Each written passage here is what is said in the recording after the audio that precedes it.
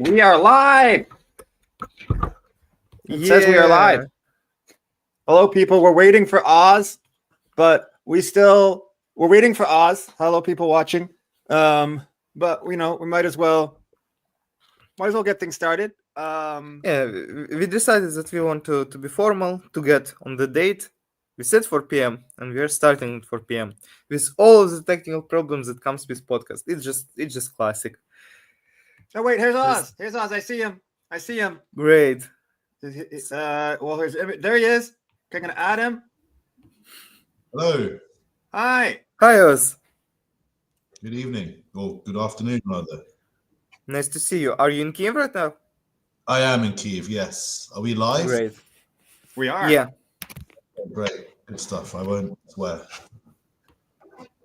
It's we are live, but this is meant as it's more of an informal conversation rather than like a newscast right now. It's a little bit more relaxed than that. But for anyone who's new to us, my name's Jared Goyette. I'm mostly a copy editor. I edit like translations of Ukrainian literary journalism from the Ukrainian media and from the reporters. It's translated, and I just make the English good. And I do this, and I host some English clubs. I've been in Kyiv for about a year now. And Vladislav, I'll let you introduce yourself and then Oz. Yeah, I'm Vladislav Starodubtsev. I'm Ukrainian historian. I work on the period from 19th century to 21st, speaking about Ukrainian social movements, Ukrainian political movements, Ukrainian cooperatives, a history of Ukrainian left, and other aligned activity, including dissidents, Ukrainian republics, and so on. Also, I'm a social activist who works closely with trade unions and Ukrainian political organizations to bring at least some form of social justice to Ukraine. So, yeah. Oz? Oz, people unfamiliar with your work, how would you explain it? I'm a British-Lebanese war journalist. I've been a war journalist for over 15 years now. I started work, my father's Lebanese, so I started in Lebanon as an intern many years ago, a British English language newspaper called the Daily Star in Lebanon, which is closed down now. I think you'll find many well-known journalists started their careers there. So yeah, I started in the Middle East, and I focused mainly on the Middle East, but also stuff in the UK. Right up until the beginning of the full-scale invasion in 2022, when I came out to Ukraine to become a Ukraine correspondent. I guess that was never really planned out. It's just something that happened because of circumstance. But I'm now no longer focusing on the Middle East. I'm focusing on Ukraine full-time. I hope the war in Ukraine ends soon. Not sure that I will go back to the Middle East yet, but it's just one of those things that happened in my career that now I'm living and working in Ukraine. So, what do you think the odds are of it ending soon? Not very good. Yeah, not very good. I do think the war's going to continue for some time. So you don't put much stock in the in the moment we're in right now. Trump's just been elected. There's talk of a demilitarized zone, or a rough outline of a proposal. How have you seen? I'm guessing you don't put much stock in that as a potential. No, I don't, because it's nonsense. It's like objectively divorced from reality nonsense, pro-Russian nonsense that wants to reward Russia for its aggression. That's not going to work here in Ukraine. Maybe I'll be proved wrong. Maybe Trump can impose an unfair, unjust peace on the Ukrainian people, and they'll just accept it. But that goes against everything I've ever learned about the Ukrainian people that the Ukrainian people have taught me. So, no, I don't put much stock into Donald Trump Jr.'s fantasies or J.D. Vance's fantasies. No, I don't put much stock into those ideas. Could you tell a bit about your recent work? I know that you went, I think, to Kursk and did the reporting. Could you tell about your experience, what you saw? Well, what you can tell us. Yeah, look, the Kursk situation is difficult because it's come under criticism from Ukrainians as they're losing territory in the east. They're asking their government, why are we diverting resources to Kursk when we're losing, ground around Pokrovsk? We've lost Avdiivka this year. Those are fair criticisms. I'm not sure I have a rebuttal to that. My opinion on the Kursk offensive is that it was intended for multiple things. One of those was a military purpose, which was to force Russians to divert resources away from the east and hopefully relieve pressure from those front lines. This has clearly been a failure. It didn't do that. The pressure remained on the front lines. And in fact, the Russians seem to passively accept the occupation of Kursk. Not in totality. It's not like they haven't been trying to retake that, but not to the same degree as those massive red lines that Putin had drawn that this would be a nuclear issue. Yet he can't even divert, 100,000 troops from one front line to deal with the occupation of legit Russian territory. So, look, it's a tough one. Politically, the move made sense because, as we've just spoken about, the far right in America want to impose a pro-Russian solution to the war in Ukraine on the Ukrainian people by freezing the lines of conflict. This is what the vice president-elect was saying a few days ago. And look, that's divorced from reality, but as divorced from reality as it is, given that America is the largest contributor of military aid to Ukraine, it's not like it's not a factor.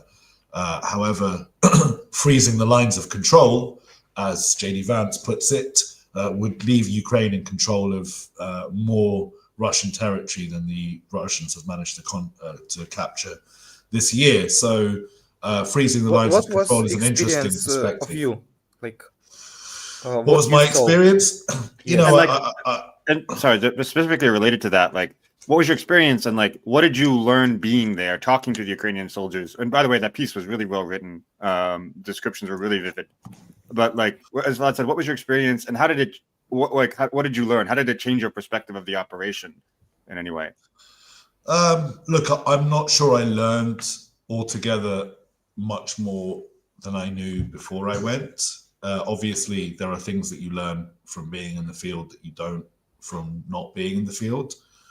But nothing in specifically related to Kursk that I, for example, I knew there were Russian civilians still in Kursk, and I wanted to see how they interacted with Ukrainian soldiers, knowing full well how Russian soldiers interact with Ukrainian civilians.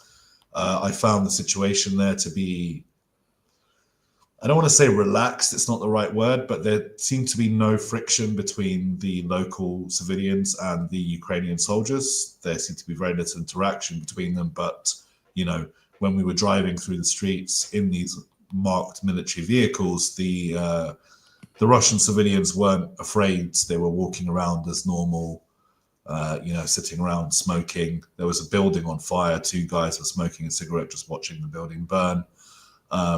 So it's clear there's still been some recent fighting in that area. It looked like shelling rather than anything sort of close quarters. But those are little things that you can pick up. But obviously, it's also spending a couple of hours driving around positions and seeing what's there. There's only so much you can learn, right? It's not like I was able to see where the Russian positions were or what territory the Ukrainians had lost in that last 48 hours, so there's only certain things I'm able to learn. One thing that I did learn is the scale of the operation. And that was more, not even necessarily from being inside Kursk, but seeing the vehicles going across the border in both directions. Just the amount of vehicles made me understand that this operation is not a small operation; it's a very large one. What about morale? We've heard about problems with morale in Pokrovsk or like in other regions of the front, but what was the morale of the soldiers you spoke to, from what you could tell? I mean, look, morale is generally okay when I've spoken to Ukrainian soldiers in every position that I've spoken to them. I say okay because I don't want to say it's amazing or it's great, or that these guys are in a very difficult position. They're losing men constantly. They're tired. Some of them have been at war for over 2 years. They desperately need to be rotated off the front lines. There needs to be more soldiers being recruited to replace them. Some of these guys need to be, discharged now of their duties. But it's tough. Ukraine's fighting a defensive war against a much larger foe, and that much larger foe is having a great deal of success over the last year. So morale is only going to be conditioned by those circumstances, and the circumstances for Ukraine politically aren't great right now. So I don't think it should be a huge shock that that morale isn't doing amazingly. But I want to stress that it's not doing terribly either. The Ukrainians are still in the fight. They're still, I think there's a bigger issue, and I don't think it's the morale of the soldiers. I think it's the men who are deciding not to fight, not to try and avoid conscription.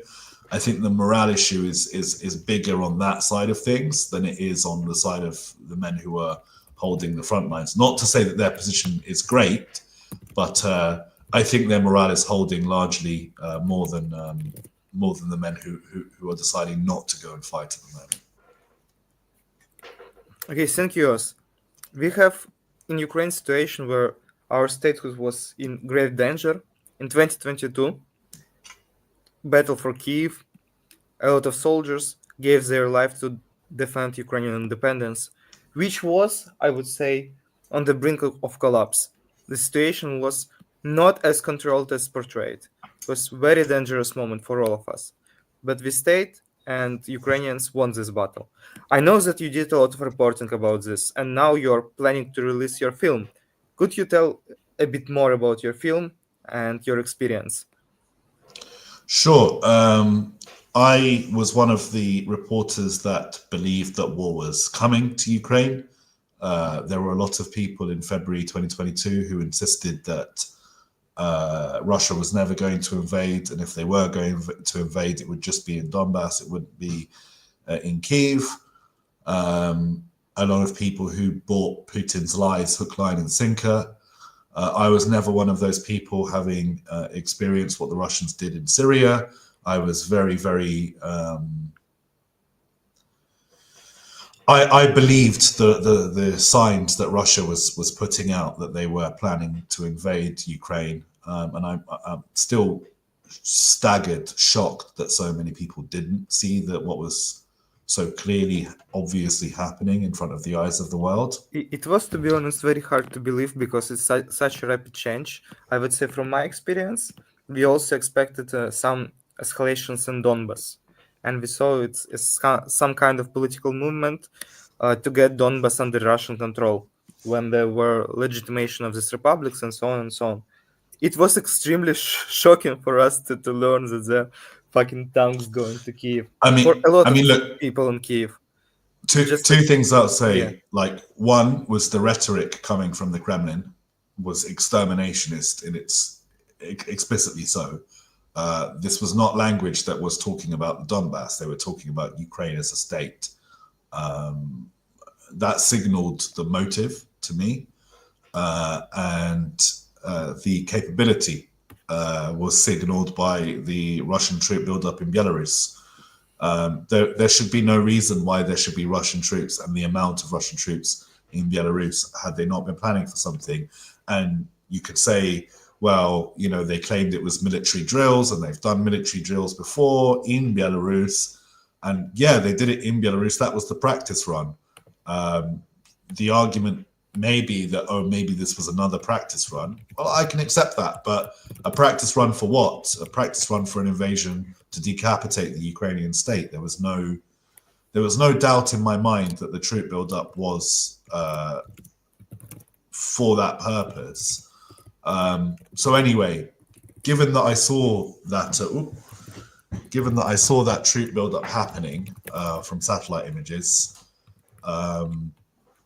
I decided that I would fly out to Ukraine and try to tell the story from the ground there. I didn't necessarily intend to film a documentary while I was out there, but I took my camera with me everywhere I went, and as I was reporting, that was the bulk of what I was doing, was writing.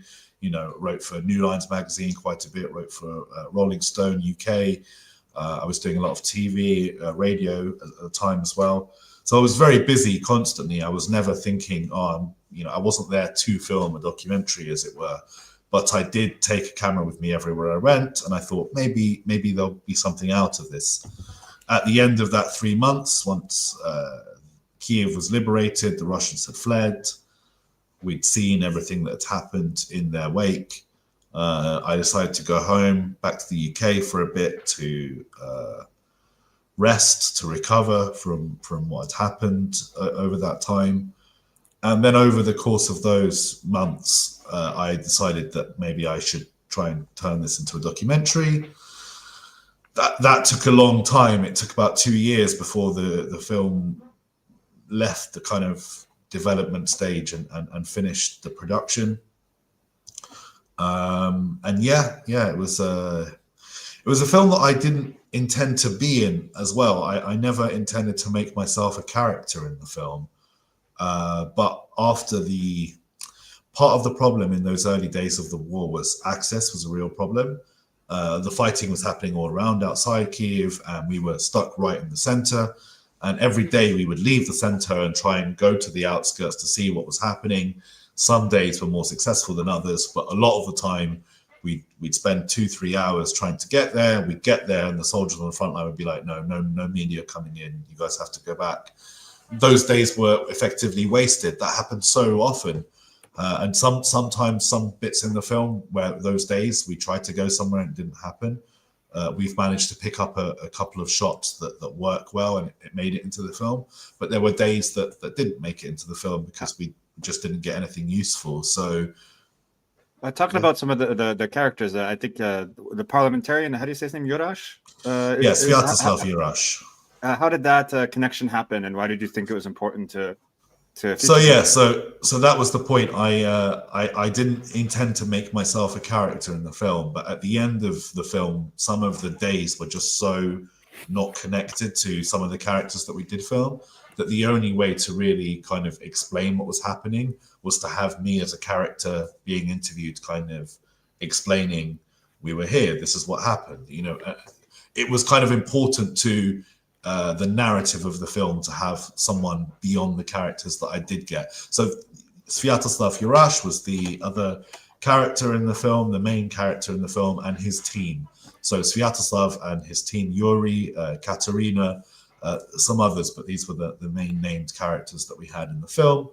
And I decided to follow them, and tell the story through their eyes, as it were. Part of the problem with the process of making that is Sviatoslav was quite busy throughout that period, as can be expected. So I didn't get to deploy with him every single day. To make a film, what I should have done, ideally, was just in bed with him and stay following him from start to finish. But because making a documentary wasn't at the forefront of my mind, nor was filming a documentary at the forefront of Sviatoslav's mind, we didn't have as many days together as we would want. So therefore, he's a character in the film, so am I, and there's a bunch of different characters that come together to tell the story, as it were, through their eyes. I would have loved more time with Sviatoslav, but I think I'm proud of we're proud of what we managed to, the story we managed to tell with the time that we did have. And you can always look back in hindsight and think, I wish I had more time with them, but it is what it is, and it does tell that story. Even though we only managed to get a few days together of film. I met Sviatoslav on day 2 of the war. He was outside the police station in central Kyiv. He turned up with his team. They turned up to access the armory at the police station so they could arm themselves. The police were handing out weapons to people that wanted to join the local territorial defense groups that were being formed at the time. So I met him, this very tall, young guy wearing a trench coat, walking around with an AK-47, literally outside my window, outside of the Airbnb that I was staying at. So that's a very striking visual image. And as a journalist, I went immediately up to him and was like, "Hi, who are you? Why are you carrying a gun?" etc. That was the start of our relationship. Effectively, I got to know him from that point onwards, and then, I said to him, "Are you going places? Can I come along with you? Would you mind being filmed?"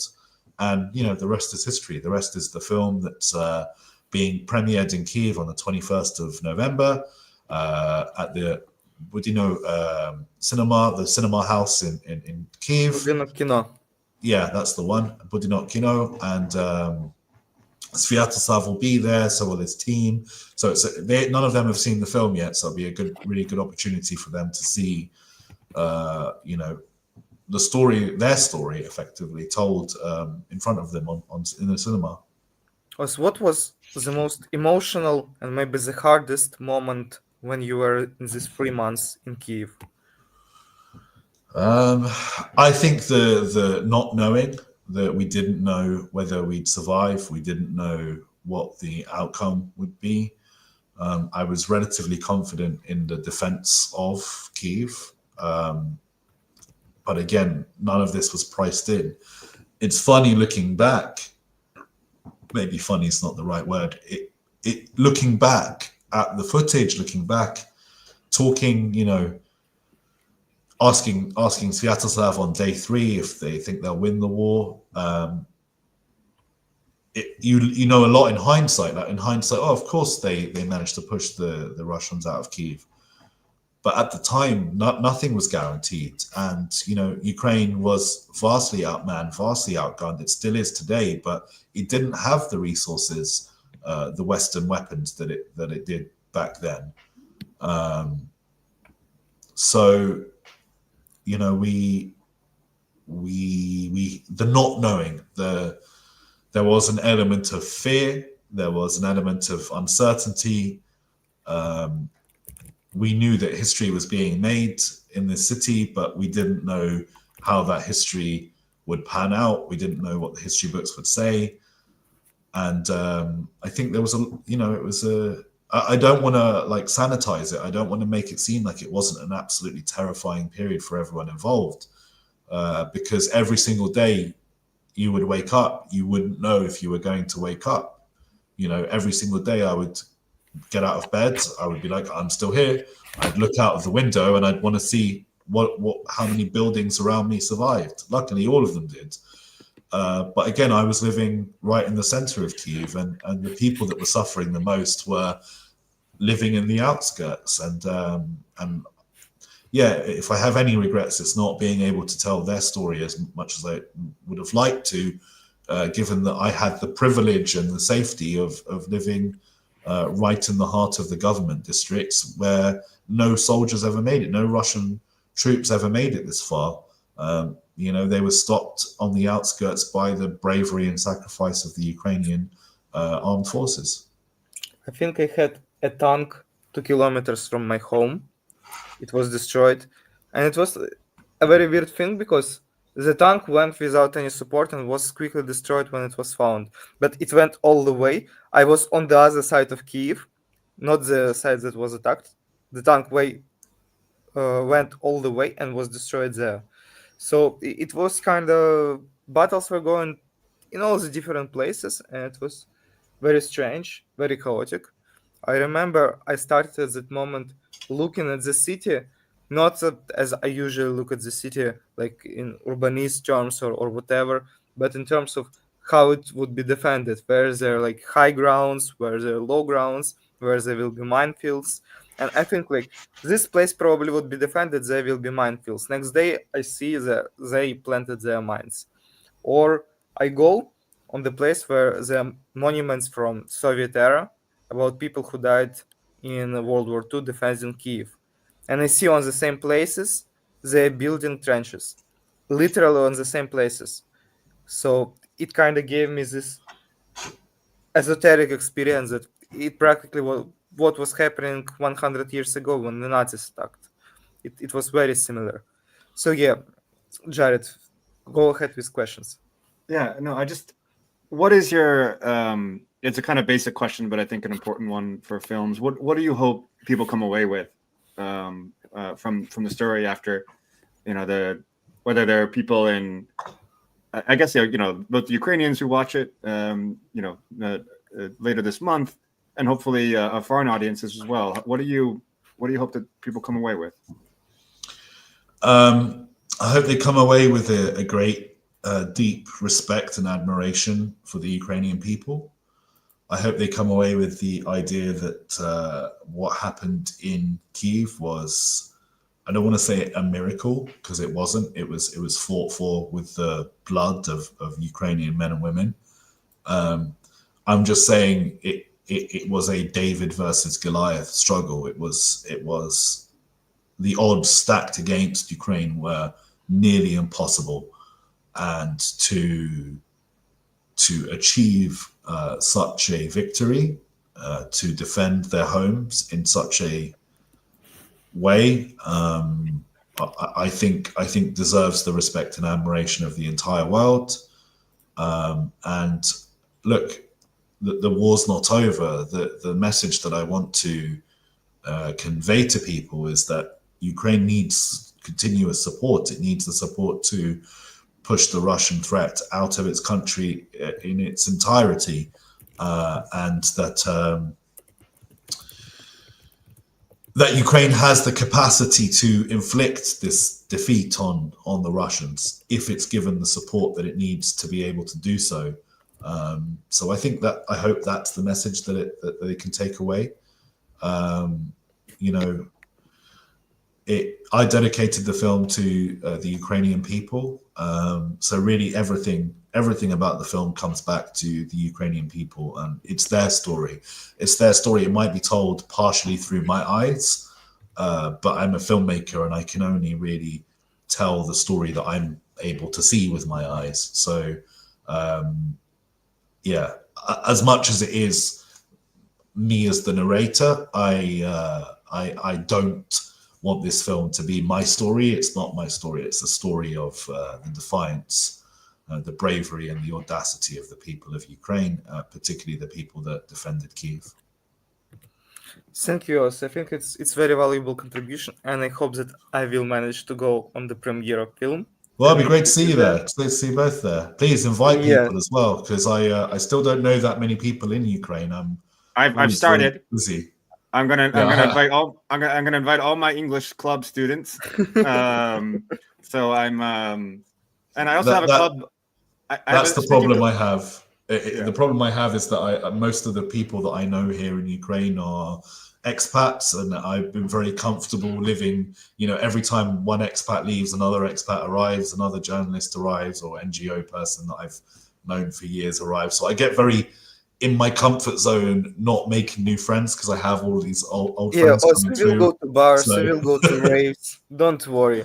I think my bar and rave days are mostly behind me, but trying to fill a cinema in wartime Kyiv is something that is making me a little bit nervous, but hopefully there'll be enough people there to fill it will be good. We if something goes wrong, we just bring all our friends and it will be full in like 2 days.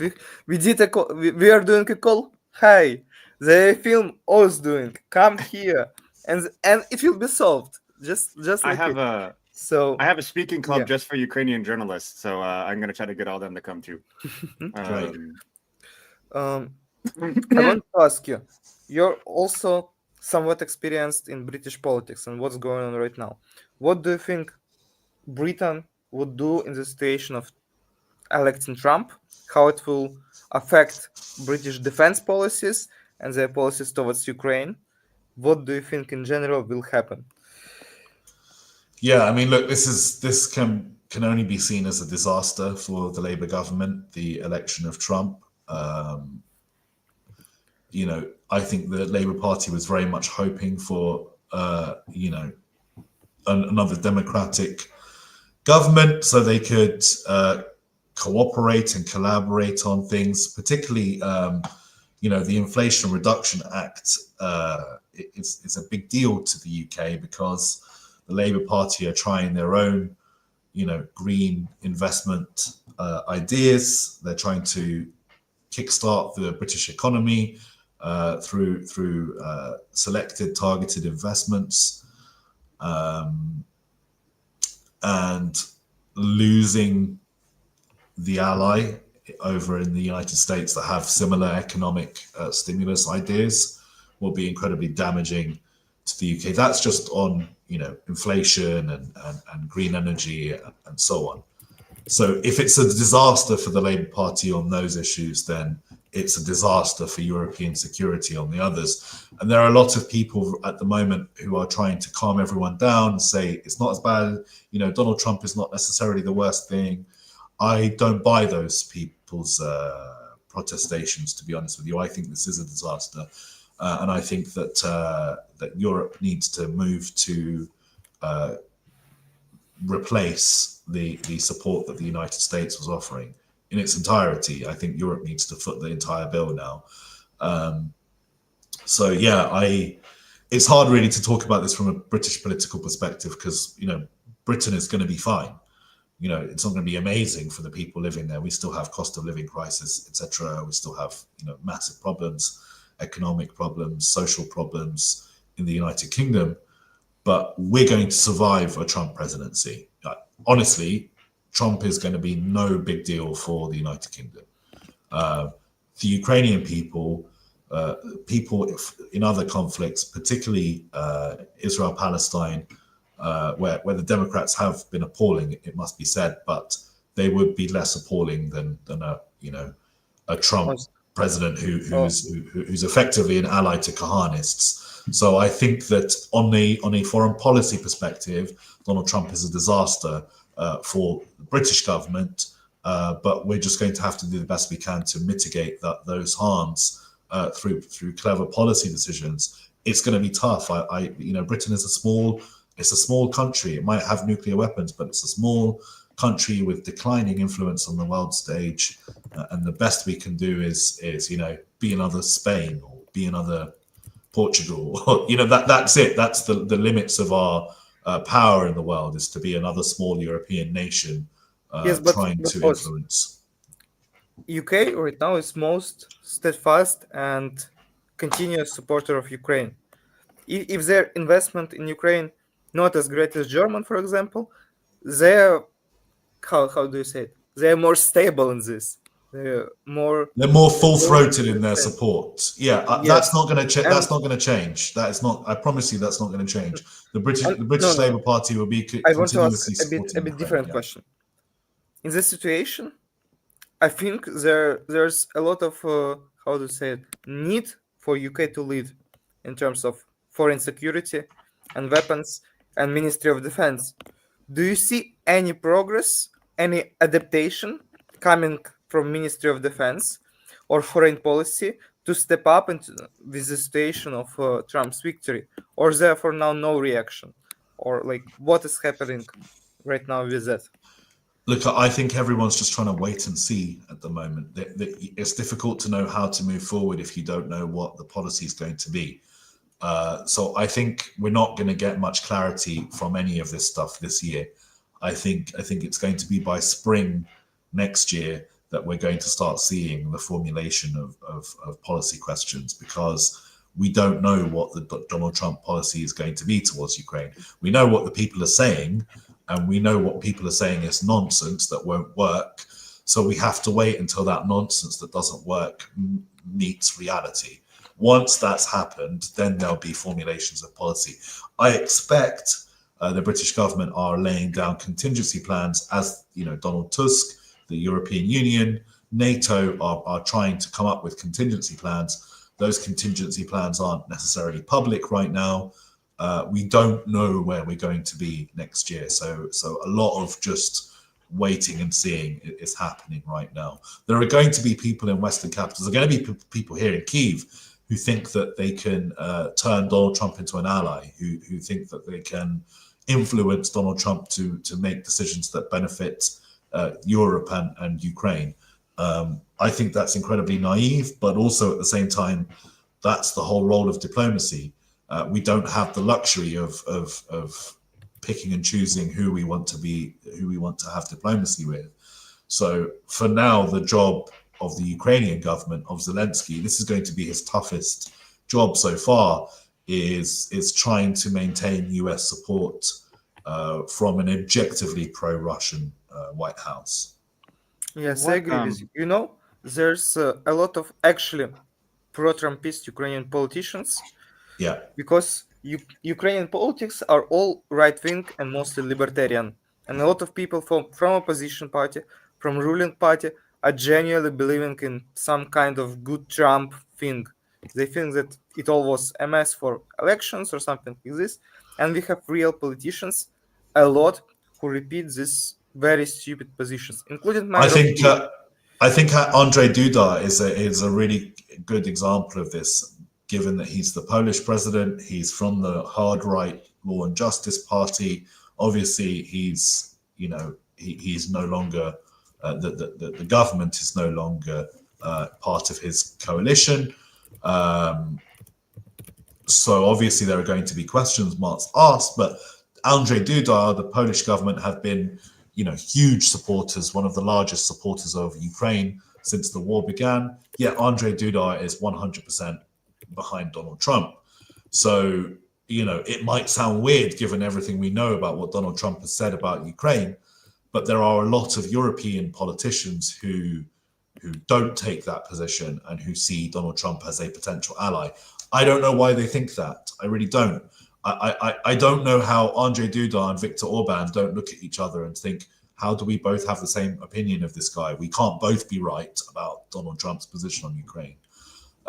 It's impossible. If you have the Viktor Orban position, is that the war must end, the war should be ended on Russia's terms, and that the United States and Europe should stop funding Ukraine.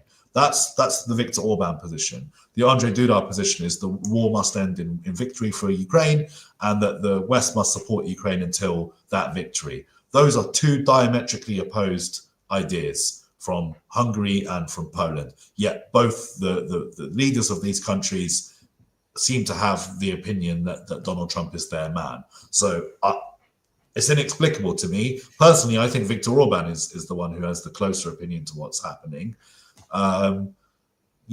Viktor Orban knows which side his bread is buttered on.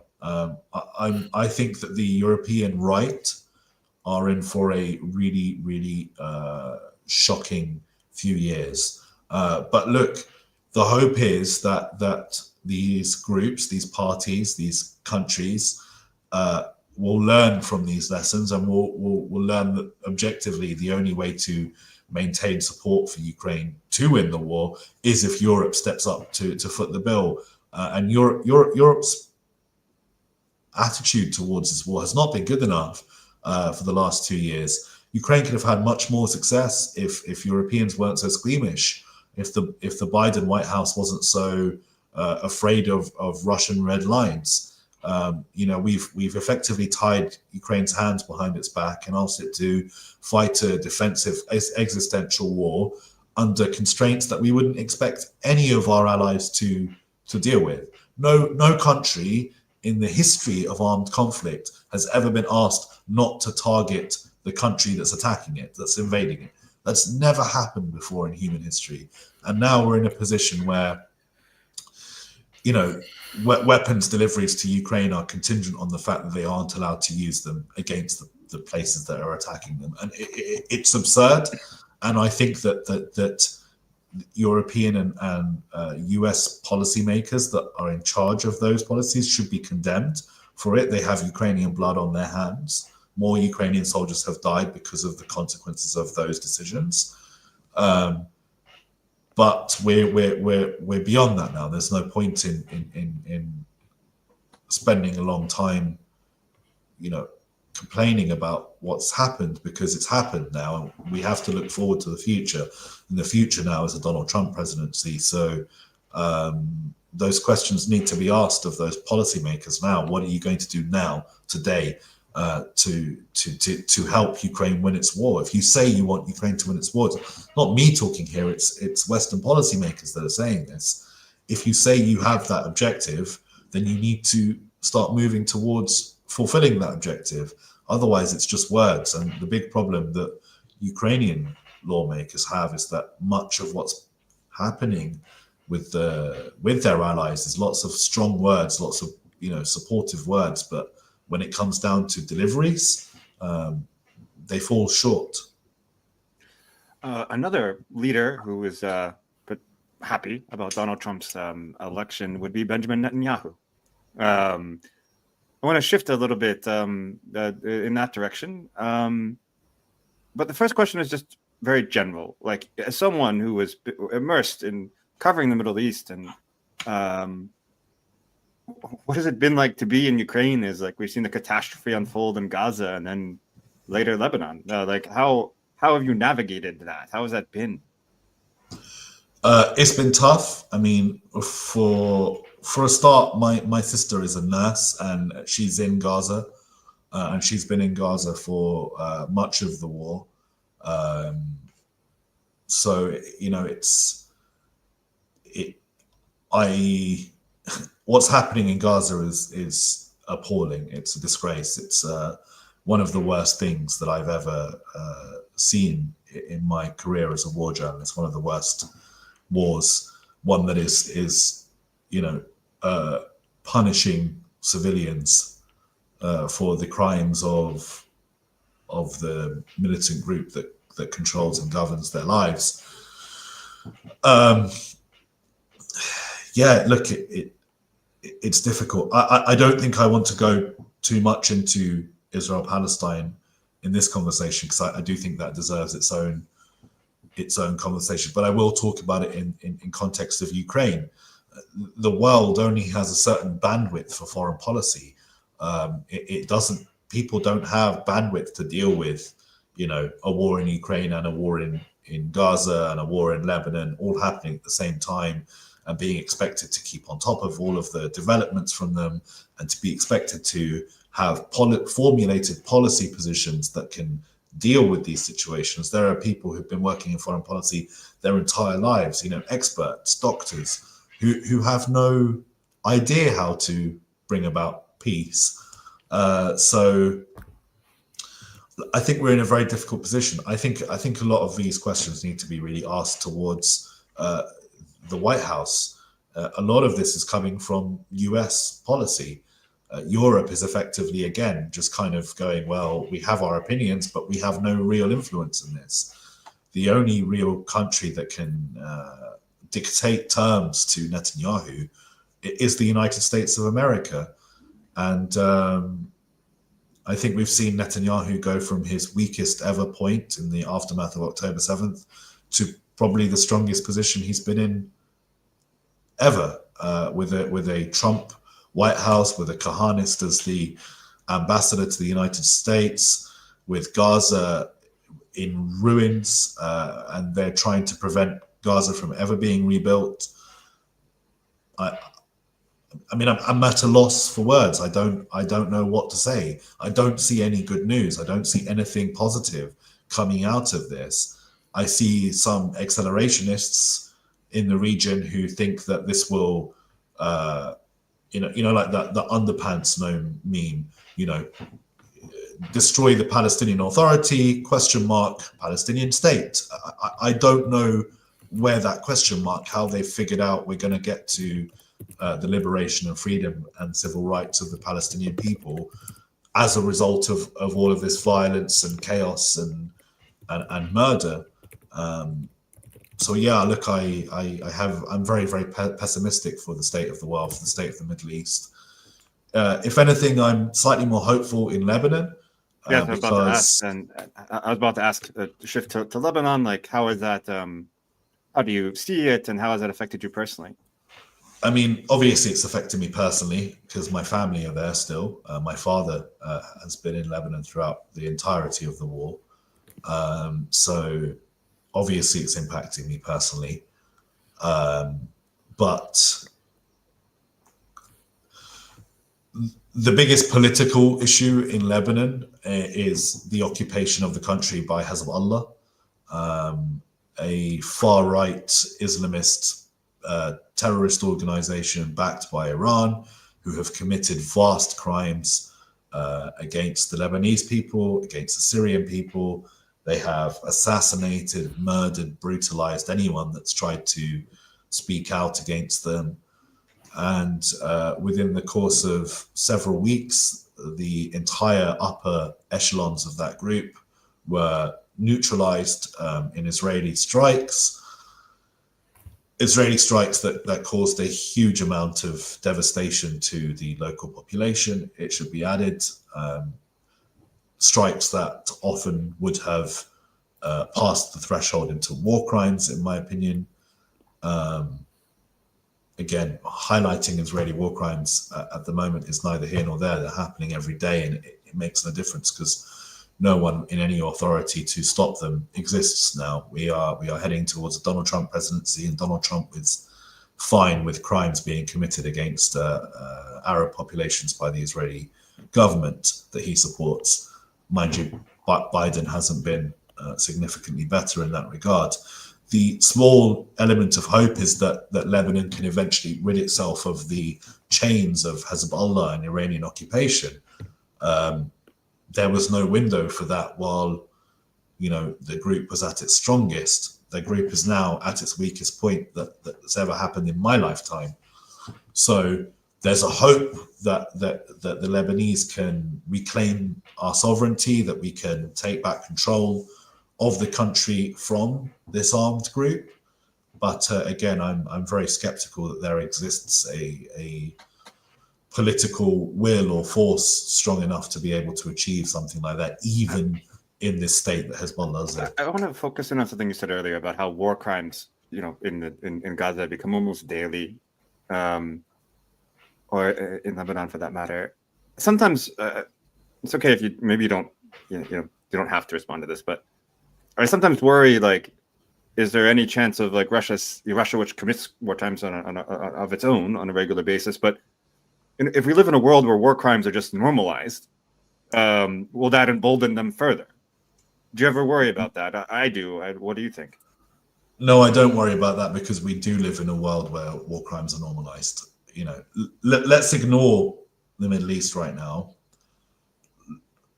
Let's go, not the Middle East, let's ignore what's happening in the Middle East right now and go back to what was happening in the Middle East 10 years ago when Russia was bombing hospitals, and Russia has faced no consequences for anything it did in Syria, none whatsoever.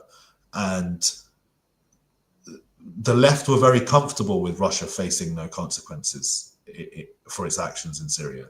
In fact, they argued that Russia should face no consequences for its actions in Syria because consequences is World War III and they're anti-war.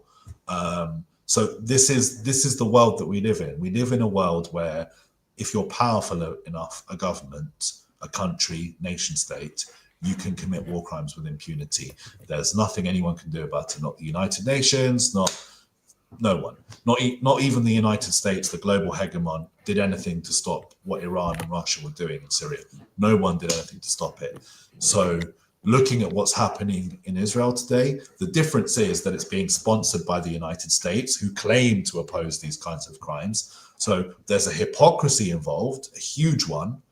But beyond the hypocrisy, the material reality is, if you're a large enough, powerful enough nation state with a powerful enough armed forces and nuclear weapons, you get to exterminate civilians with impunity, and international law doesn't exist. I'm from a group of people that argue that international law should exist and that we should try to maintain it and that we should try to enforce it. But that's a very unpopular opinion, to be honest with you. It gets me called or labeled a neoconservative because I believe that if a nation state is committing crimes against its people, that does justify military intervention to stop it. It's a ridiculous position to hold when Israel doesn't need military intervention against it to stop it from what it's doing. It needs the kinds of consequences for its actions that Russia has faced. Israel would not be able to continue its war against the Palestinian people alone, the way Russia is able to. Russia is able to cobble together this coalition of Iran and North Korea, and Israel doesn't have that ability. So I really think that isolating Israel diplomatically and politically would be able to bring this war to an end. But that is not going to happen. It wasn't going to happen under a Biden White House. It probably wasn't going to happen under a Kamala Harris White House. It's definitely, without a doubt, never going to happen under a Donald Trump White House. So, look, if you're looking to me to give you some good news, some positive, I don't have any. I think we're heading for an even worse situation than we are now. I'm very, very concerned with Gaza, that although Gaza is already in ruins, although the people there are already at the limit of what they can endure, I'm very, very concerned that Donald Trump will legitimize and green light a move to permanently ethnically cleanse the entire Gaza Strip and push all of those people into the Sinai Desert, regardless of what Egypt thinks of it. I think that's a very real possibility. I think it's as real a possibility as it was that Russia would invade Kyiv. I think a lot of people aren't taking that possibility very seriously. I think the annexation of the West Bank is also a potential thing that might happen under a Donald Trump White House. I don't know, and once something has happened, it's very difficult to undo it. The White House moved the embassy, the US embassy, from Tel Aviv to Jerusalem.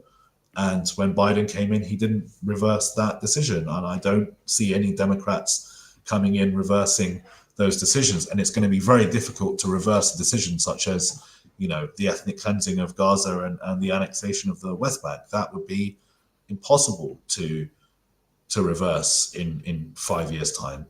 So, sorry, guys, I think we're heading for a world of autocrats defending autocrats and civilians suffering as a consequence. We, as journalists or as activists or as lawyers or as whatever your job is, NGO workers, aid workers, all we can do is try and mitigate harm, at least for the next 4 years. Our job now is in damage limitation. There's no room for ideological purity or establishing a Palestinian state or these ideas that we have that we see as the solutions to these problems. I don't see a solution to the Ukraine war happening in this next 4 years either. I think we're looking at Ukrainian losses and or stalemate until we have another person in the White House that might be more beneficial to Ukraine in policy terms. But the question is, what remains of Ukraine's will to fight in 4 years' time? We don't know. So look, I'm sorry, I don't mean to be a doomer. I don't mean to be doom and gloom and pessimism, but I think we're heading towards a really, really dangerous period. It reminds me of the end of the Weimar Republic. And not that I'm saying that we're heading for, World War III or that Donald Trump is Hitler. I think he's far too selfish and self-obsessed to have the kind of ideological drive that the Nazis did. What Donald Trump cares about is himself, not establishing a 1,000-year white supremacist empire in his image. So I am very worried about the state of the world. I'm very worried by what Donald Trump's victory will embolden in autocrats. I think the world will be a very different place in 4 years' time. I hope it isn't. I hope everything I'm saying is wrong. I hope I'm proved wrong. But my default position right now is deep skepticism and worry about the state of the world. Thank you, Oz. I think, to be honest, my position usually is that we are still in Ukraine, we are still walking on free land, and while we are here and we can breathe free air without Russian occupation, there's still some possibility. There's still some positivity, while Ukrainian state is still staying. At least this is my approach as Ukrainian citizen. That's how I coping with the situation, I would say. And while the state stays, there are a lot of things to do, extremely lot of things to do. And now we have even more work. We need to work twice as hard on everything that we are doing, and then just look at the result. We cannot control situation more than our capabilities. So we should do just as much as we can, no matter the situation, and then the outcome would be clear. Either it would be losses or stalemate or gains. Nobody knows. Nobody knows what will happen right now in the world, because world right now is more chaotic than ever. We have coalitions of authoritarian states that have their own separate market, their own separate production of weapons, their alliances. We have right-wing states that are drifting towards this alliance, like India, that still goes towards Russia, but not completely. China, and many more. Unfortunately, it is very emotional for me. But yeah, for now we have a lot of things to do, and we just, in some way, we should ignore all of this emotional stuff, all of these fears, which are pretty much objective analysis, to be honest. We are now hoping that our objective analysis will fail and something extremely extraordinary will happen. But such things are happening, always happening. So it is a possibility, at least. Maybe small. Yeah, sorry, I was trying to bring podcast on some middle ground after this. I can find yeah. a middle ground. I would just say that Yeah. there's no point in collapsing into despair. What's happened has happened now. All we can do is try and mitigate those consequences. So there is no point in collapsing into despair. All we can do is move forward. Despair will only enable a guaranteed victory for the forces of reaction, for the forces of autocracy. And the only way we can prevent that from happening is by resisting in policy terms, politically, militarily. Resistance is the only option available to us now. Those of us who are opposed to autocracy, we are losing. We are losing this fight. But just because we are losing doesn't mean we've lost. And just because we lose one battle after the other, doesn't mean that our wars are lost either. As long as we have the will to fight, we can continue. But we have to keep fighting, and despair won't win any wars for us. So it's as simple as that, really. We must continue. We must persevere. Great. Now we got on this emotional flatline. We can continue forward. Yeah, and you said that you were called new conservatives. It's such a bullshit, to be honest. I hate this, this momentum people and stop the war people. Every discussion that I have with them, like when arguing on the trade union lines and so on, they're such a wild, manipulative, just shitload bullshit people. And they're saying this stuff all of the way. And it's not like a lot of left is doing, and a lot of right wing right now doing all of this stuff. I remember there was a journal in France, Le Monde Diplomatique, good journal, that called me for one of my article, Euro-Atlanticist, like this, also trying to downplay by just portraying you as some kind of conservative, military hawkish person, and so on and so on. And that's awful. That's unfortunately a lot of engagement with the left comes like this. So look, I mean, I reached a period in my life where I'm fine with that. If you want to call me a neoconservative, fine. You want to call me a military interventionist, fine. But these people. So let me. I get the question. Yeah. Look, these people are not worth trying to win arguments with. These people are on the wrong side of history. These are people that looked at Assad bombing hospitals and using chemical weapons on children, and they said the best, most moral thing we can do is allow that to happen with impunity. And people like that want to lecture you because you think that autocrats, fascist regimes that murder their own people, should be overthrown and replaced with democracies. Fine. That makes me a neoconservative? Whoa, terrifying. I don't give a shit. Fine, call me a neoconservative. What does that word even mean? That's all it means. It's from a hangover from the Bush era, this idea that Western democracy can be exported around the world. Communists believe in exporting communism all over the place, but they don't have a word for that means that they're suddenly evil for interfering in other people's countries and sovereignty and yada yada. I don't give a shit about that. They don't give a shit. They don't give a shit about human rights, especially human rights. That's the thing they give least of a shit about. The only time they ever care about human rights is where it's involved with the West, where they can go, the West is a hypocrite in Israel because, look at the human rights situation there. Look at their human rights situation in Saudi Arabia. We're still allied to Saudi Arabia. Okay, they're right about that, but a stop clock is wrong. It's right twice a day. These guys are the guys that support China in what it's doing to the Uyghurs. They support Assad. They support Iran. They support Hezbollah. Doesn't matter what level of atrocity these groups are committing, they still support them, but they think you're evil for being a neoconservative. Fuck it. Like, again, it is not worth arguing about because these people will never view you as an equal. These people That's a hate fucking human good rights. answer, to be honest. I agree with you. That was what I experienced in 2022. Call me a neoconservative. I'm happy. I'm a neoconservative. Great. Yeah, I think democracy is good. Democracy is good. Fascism is bad. I call myself an anti-fascist. That's what I call myself. I call myself an anti-fascist. They call themselves that too, while they cheer on Donald Trump. Your politics are left wing. How you separate with these people, like?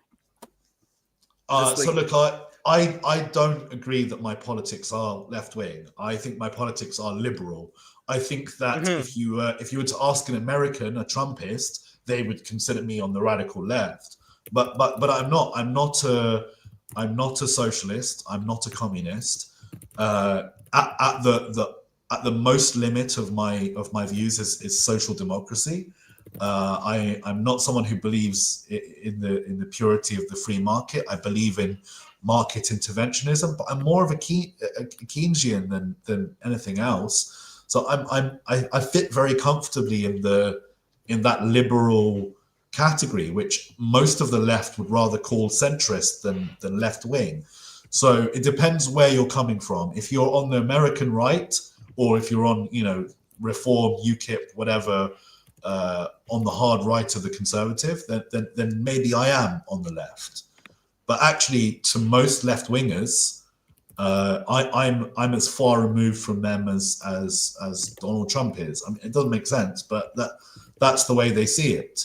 But again, I'm comfortable with that. We've given too much ground to this idea that being left wing is good and being right wing is bad. And if you view the world through those lenses, when you see the word left as good and right as bad, and the most left wing can be means the most good you can be, that's not how the world works. All of these discussions are about economics. All of this is about, do you believe in trickle-down economics? Do you believe in state intervention? Do you believe in, the capital?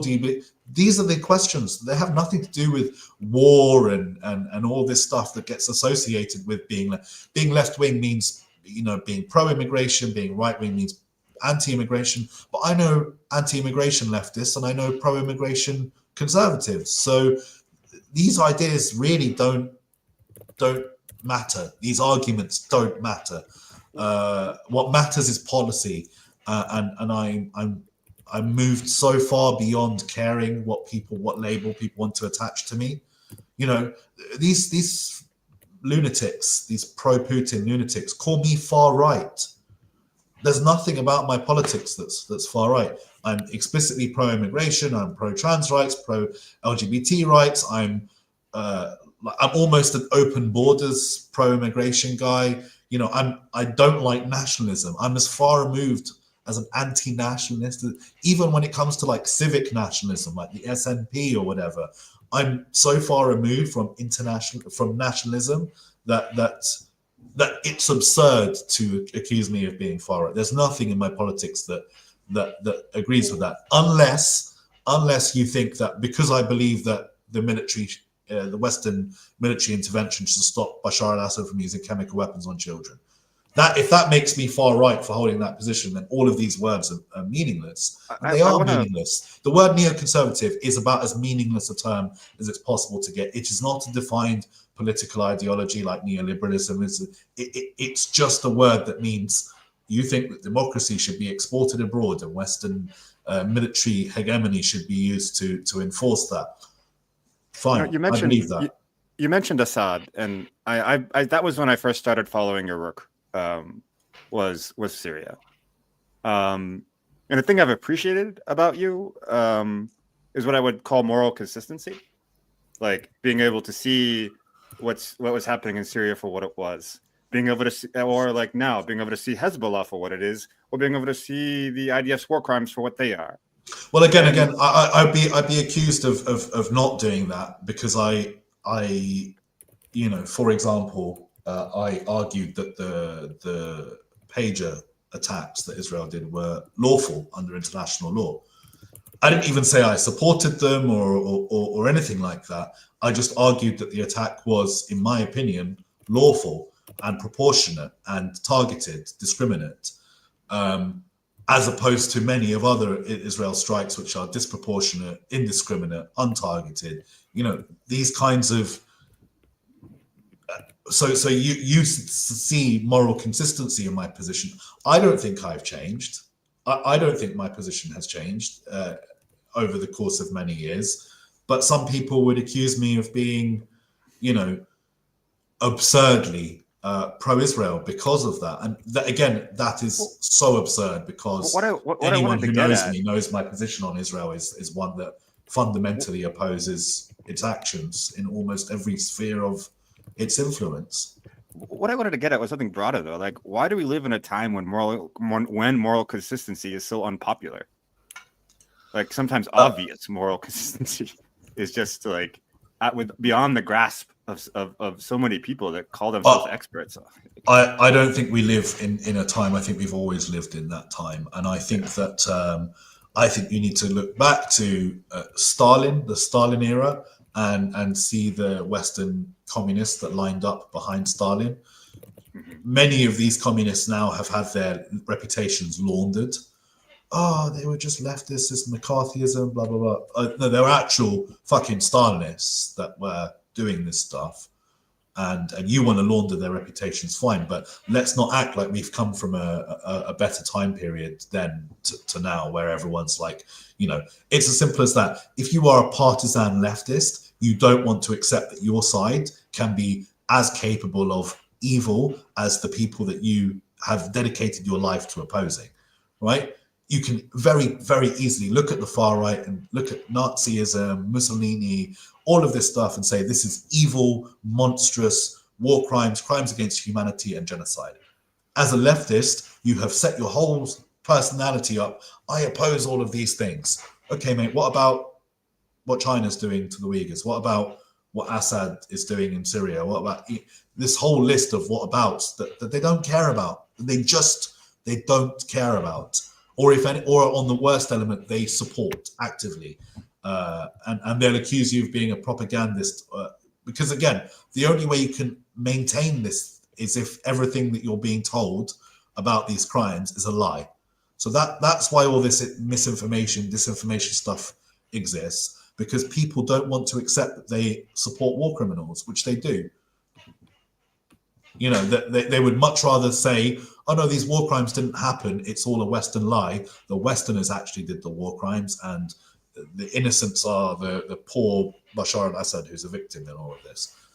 This is the only way you can maintain that moral consistency in your head, is by inventing conspiracy theories. And that's why I have long maintained that anti-imperialism, as defined and expressed as a political ideology in the West, is a conspiracy theory. It is one that divides the world into spheres of influence, and has one that is empire and anti-empire.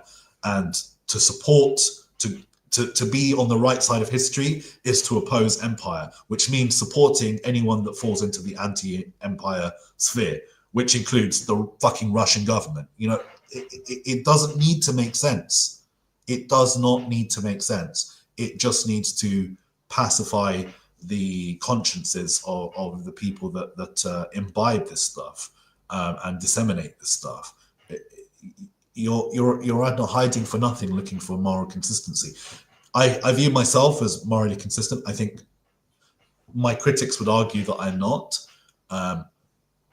I've stopped caring what my critics think. To be honest with you, you're on a hiding to nothing. Again, all that matters to me is policy now. That's all that matters. Actually existing policy. What is the policy? How can I impact this policy? How can I improve this policy? How can I oppose this policy? That's all that matters to me now. Everything else is just words, and words are pointless. I've had so many arguments in my career. The reason I am at the position I'm in today is because I spent a lot of my younger years arguing with people, and people became familiar with my work from those arguments. You know, it's I'm just done trying to win these arguments. There's no point. I spent a lifetime trying to do so, and winning or losing arguments change nothing. The only thing that matters is impacting policy. And I found much more success in the latter part of my career, in which I was trying to influence Western policy towards Ukraine, arming Ukraine. Many of the positions that I advocated for at the beginning of the war, that was called hysterical and alarmist and whatnot for supporting, now happened. We've got F-16s in Ukraine. If I'd have said to you in February 22 that we should send F-16s to Ukraine, not you guys, but I would have been called a war hawk, a neocon, a World War III, whatever you want to, you know, it's all happened. Everything I supported and advocated for happened, and there hasn't been nuclear war. But I would have been called a bloodthirsty maniac warmonger for saying these things in February 22. So do you think I care about the opinions of people in February 2022 when I've got the policy that I supported in 2024? No, their words wash over me. You know, it means nothing to me. All that matters to me is the impact of policy. Yeah, I'm certain that we should like go to a bar or a park and have this discussion on the level. Oh, these fuckers or these fuckers, and yeah, it would be, I think, great for our mental health and conditions, and maybe it would be a bit fun in this world that we have right now. So, Oz, I wanted to ask. You're practically living in Ukraine. Yes, I am living in Ukraine. How do you, I don't know, feel emotionally here? What is your mental state, mental health? How you're dealing with bombing, with stress, just like political stress, thinking about what will happen? Do you have moments when you're just stopping and start thinking about in what situation you are?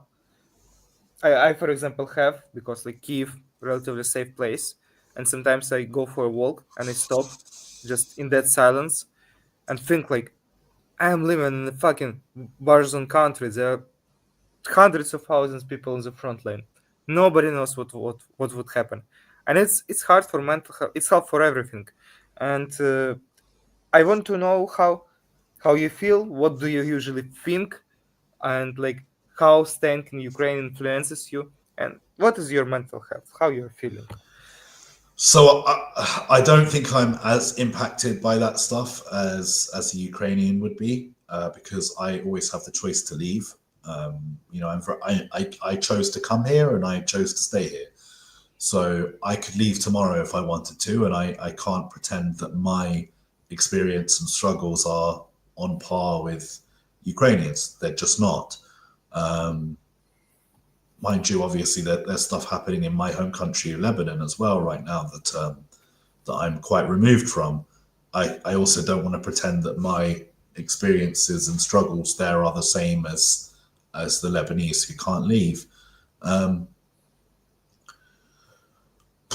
More broadly, I will say that my mental health is impacted when stuff happens. When the hospital strike happened, that made me very angry. It didn't make me upset. I didn't want to cry. It made my blood boil. It made me very, very, very, very angry. That's how I tend to react to these things. I tend to react with anger. I think a lot of people can fall into depression and so on. My general immediate response is rage and fury and anger. I've learned in later years of my life that is a result of my condition. I have CPTSD. I'm not the only war journalist with CPTSD, but it means that my general reactions to things are triggered by kind of a flight or fight sensation, and I'm not really the flight kind of guy. So I think my general feeling is just to get angry about things, and anger is not a productive emotion. So a lot of my mental health struggles, as it were, is just trying to control my temper. There's no point getting angry here. Getting angry won't solve anything. Try and keep a calm head, try and keep rational, try and plow on. So I don't tend to fall into this pit of despair that some people do. I tended to fall into pits of rage that I need to try and maintain and try and avoid. That said, things like Donald Trump winning the presidency, of course, impacted me mentally. Of course, felt like a huge political defeat. There's no way to not be affected when you are so invested in an outcome. And I'm invested in Ukraine winning this war, and I see Donald Trump as a disaster for those prospects. So, of course, I get impacted negatively when things don't go the way that I want them to. But to be honest, that's navel gazing. No one cares what I'm going through. No one cares what I'm thinking about or how I'm emotionally adapting to the difficult situation I'm in, or the difficult situation my family are in, or the difficult situation my friends are in. It's irrelevant. What matters is policy. Again, I sound like a broken record here, but the only thing that I can have any impact on, and the positive impact on, is policy. 10, 12, 15 years ago, at the beginning of my career, I had no impact on policy. People didn't listen to me. People didn't know who I was. People listen to me now. I'm not trying to say that I'm famous or well respected or anything like that. I just know that people listen to me in policy terms. People in Washington, people in Berlin, people in London, people that have influence over policy consider me someone that they listen to sometimes. Not all the time. I'm not saying I have huge influence. I don't want to pretend that I'm trying to, big myself up here. I'm just saying the things that I say get read by policymakers. I know this because I talk to policymakers. So for me, there's no point in worrying about my mental health. The only thing that matters is what positive impact can I have on policy from the position that I'm in, and it's a lot easier to not fall into despair when you have reached a position where you can at least marginally influence influential people who have influence over these policy decisions.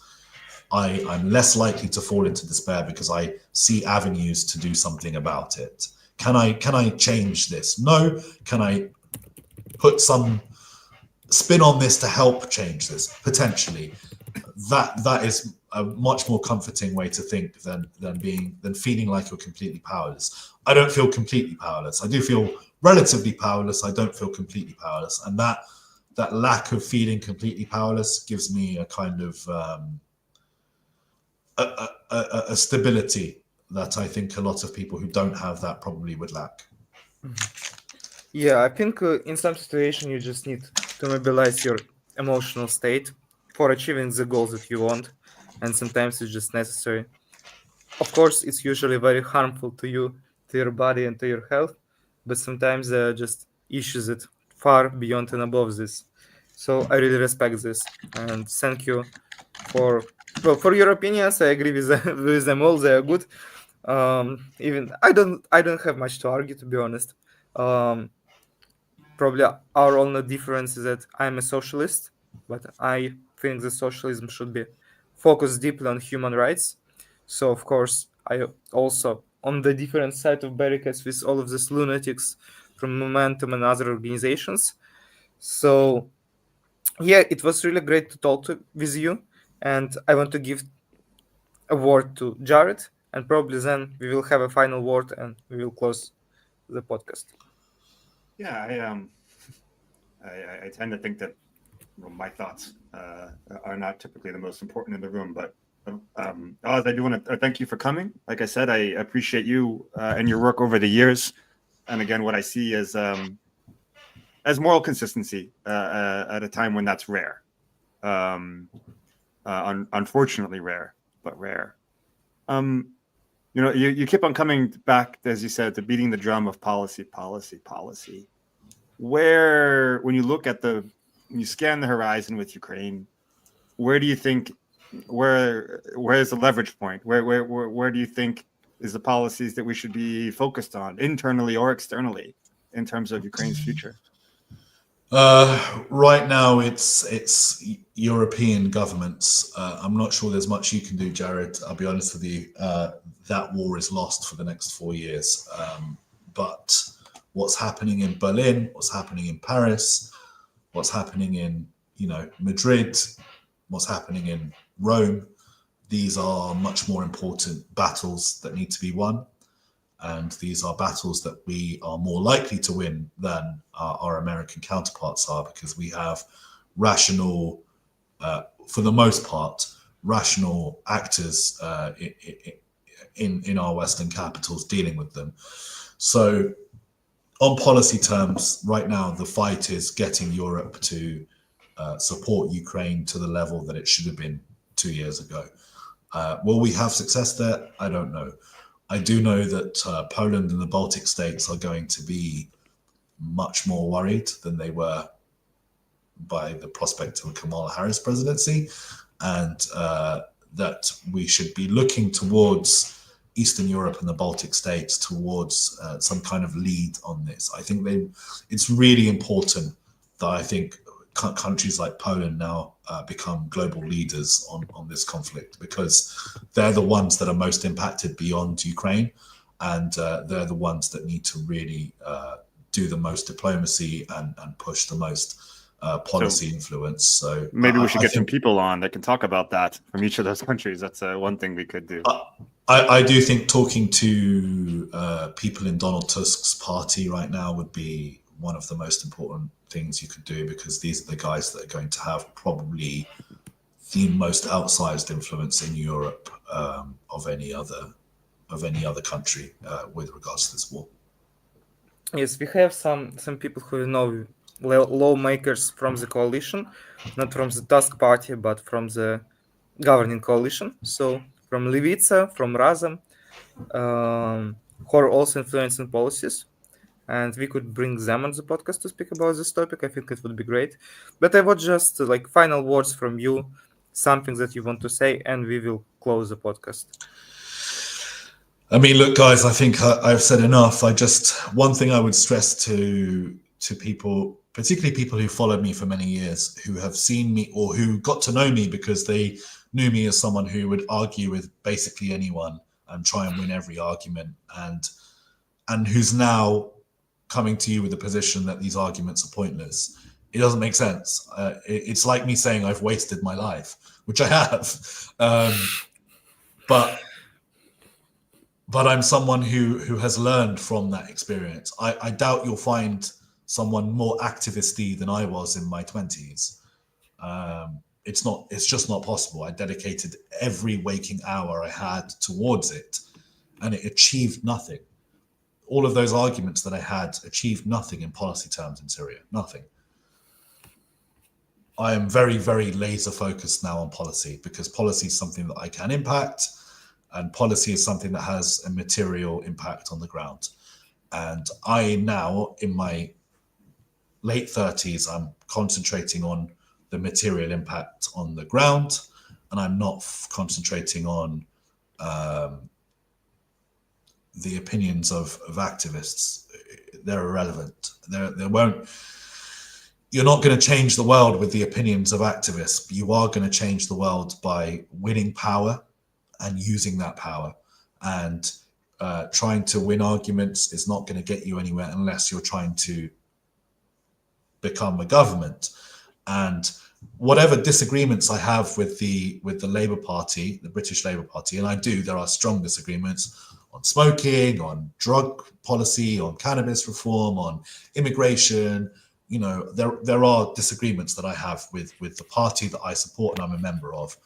But rather than having those arguments, which I will have those arguments, I'm not saying don't ever have them. I'm saying rather than focusing on those arguments, I'm focused on power. I'm focused on governance. I'm focused on policy. And, you know, for all the ideological purity of the Corbynites, they're sat with one MP in Parliament, 5 if you want to include the Greens, and no influence on anything. Nothing to say to the rest of the country or the rest of the world. And if you want to invest all of your stat points in supporting, you know, ideological purity and public appearances, then go for it. You can waste your life doing that.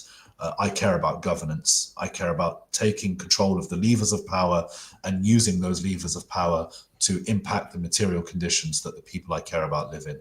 And that's all that matters, the levers of power. So everything else is nonsense. All that we can do is try and impact the material conditions through policy. So if you can take anything away from the journey that I've been on over the course of my life, is that with all respect to activists, I love them, I was one, but it's bullshit. The only thing that matters is policy. If you want to change people's lives, stand for parliament. Thank you, Vladimir Vladimirovich Lenin. That's possibly the worst thing you could have called me, but you know. but look, it says a lot that mass murderer has more to say about actual politics than the communists that put his posters up in their bedroom.